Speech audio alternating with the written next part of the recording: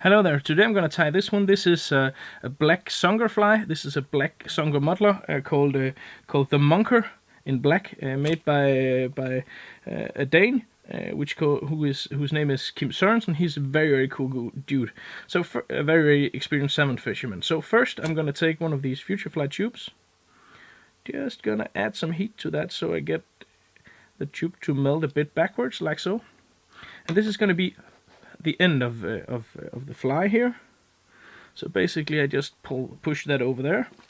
And in order to give this some weight, to get this to fish deep, because basically where this fly is used mostly, it's fairly deep, so you're fishing sinking lines and stuff like that. But I've also caught some nice sea trouts and stuff like that on this on floating line.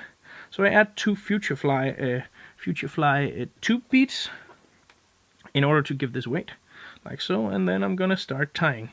This is a fairly inexpensive fly. We don't need a lot of materials, but still, it's gonna take a bit of skill to get the head exactly right. After we've done this, I'm gonna take some mylar. This is opal mylar. This is the mylar from Hedron, and that's very important because the mylar from Hedron is the best quality. It's more as I was saying, this is the mylar from Hedron, which is it's important because this is it's more smooth. It's more not smooth, but more soft. So it moves better in the water. And this is the color that's called opal or mirage. I think it's mirage opal. A nice color. Just gonna use that kind of like a hackle. And a thing that you really can use mylar for is, and something that I really like about mylar tubing is it's so diverse. You can use it for anything. Hackles, bodies, basically it's just a cool material. So I'm gonna do that one time, like so, and then it's time for our hackle. No, not our hackle, our wing. Sorry. And whilst we're talking about wings, I just want to show you that I use a special tool from Future Fly in order to make a Songer wing. So I cut a piece of skin out like this. Then I'm attaching this to the, and I'm going to use a scalpel to cut this easier. But I don't spare you for that. So basically I'm going to get back to you in a second and show you exactly. So basically what I did is I took a piece of skin. This was US opossum from Future Fly, and I cut one of these out. So basically you can see here, this is a strip of skin that is actually tapering quite nicely because that will give the best movement. And also you can see the skin quality from Future Fly is just absolutely phenomenal. It's very thin, the leather, and really cool products. Best products I ever came across. But this is a bit too long, I think, for this fly. As I was saying, this was a bit too long, so I just cut it off a bit, and then I'm gonna make sure that this has the right length.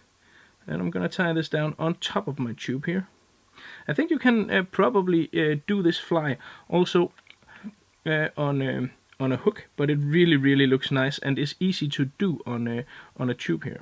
So basically I have my Songer wing there, and I'm gonna use my scalpel to cut off the rest of the skin here. So, and the scalpel is nice to do that.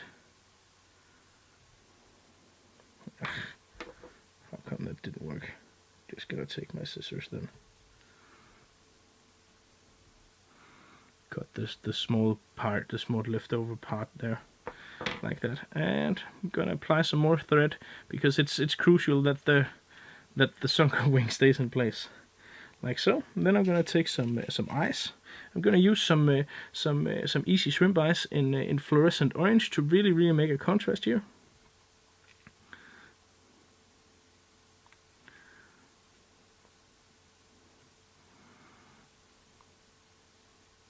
Gonna make sure that these are in the right position before I fasten them. About there. I'll pull them a bit out to the side so they will really stand out on this fly. It's a crucial part of this fly that really makes this fly looks one of a kind. So you have the eyes here in the fluorescent color. Got to cut off the stump here from this easy shrimp ice, like so. Then I'm going to add some angel hair. and I'm gonna use some black and red angel here. We'll give a nice bleeding effect to the wing here.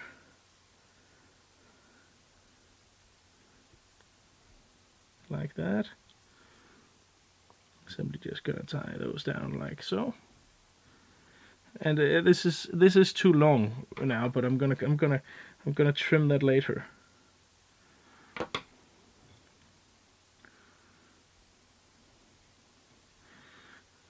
Like that. As you can see, it is a bit too long here, so basically I'm just gonna trim it, so it's not that much longer than the sunker wing here.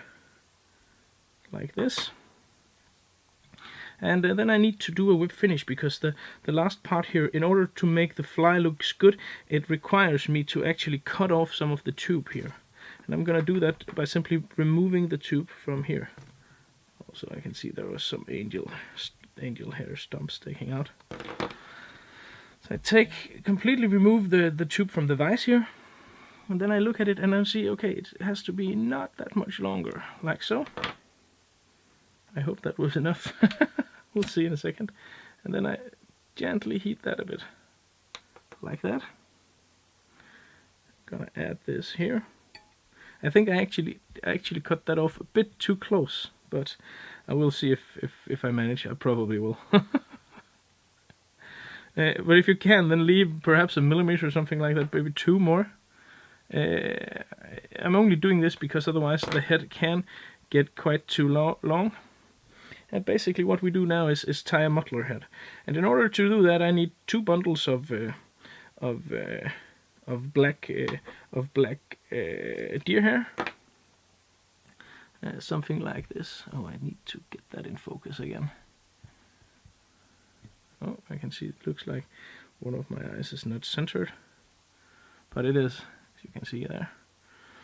And then I take this and I try to distribute this deer hair all the way around the hook, the tube, of course. And then I make 2 short,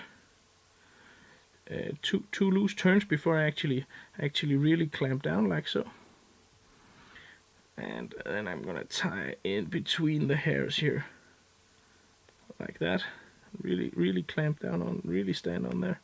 And then I'm gonna take the thread all the way up here, and I'm gonna do the second part of the head. And I can see I have a bit too much on the top, so I'm gonna try to get a bit more underneath here for this next one. I take a smaller amount this time. And again, I try to distribute this as much as possible all the way around before I actually tie this down like so.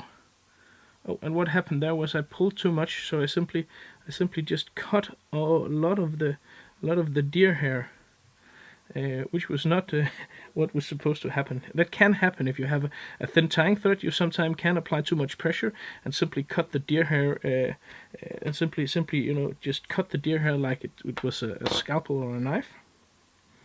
And basically what you have to do is you have to rinse and repeat and try again. So I'm gonna do that. Try to distribute this as evenly as possible, and perhaps favoring the underside a bit.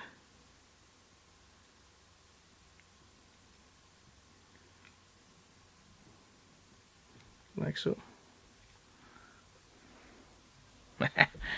Again, not perfect. I have a bit too little room here. So it's difficult, but I think I can manage it. What happened was I have so little room now to work with, but once you've cut that tube off, there's nothing you can do. That simply I tied on top of the tube fly holder, the tube fly tool, instead of on the tube where it was supposed to go. So basically, again, I'm gonna try again. Yeah, stuff happens. Basically around there, and let's see. This time it was there, I'm certain of that.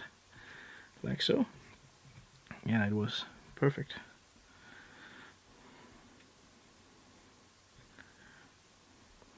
And basically I'm gonna do a whip finish in between these hairs, as careful as possible.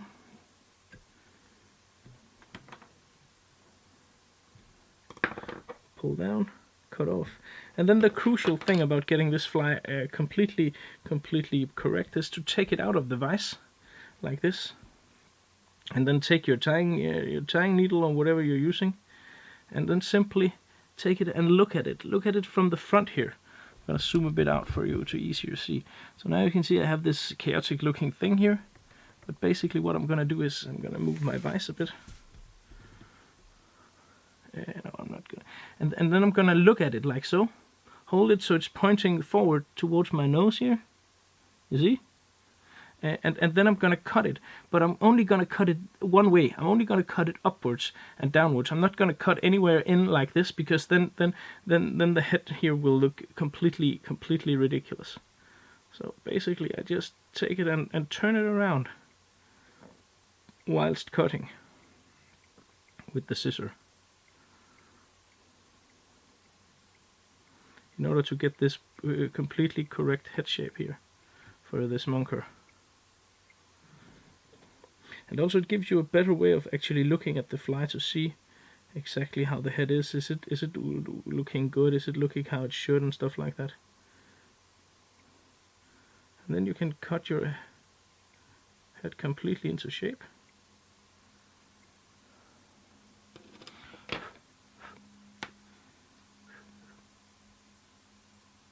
Looks nice, looks nice.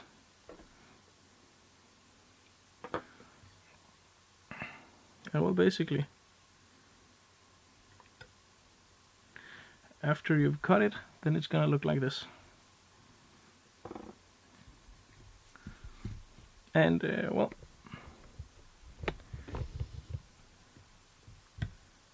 this is how it looks from above. You see the sunker wing and stuff like that really stands out. So a great pattern that works great for a sea trout and, you know, any kind of trout probably. A nice looking fly that really does the trick. Thank you for watching.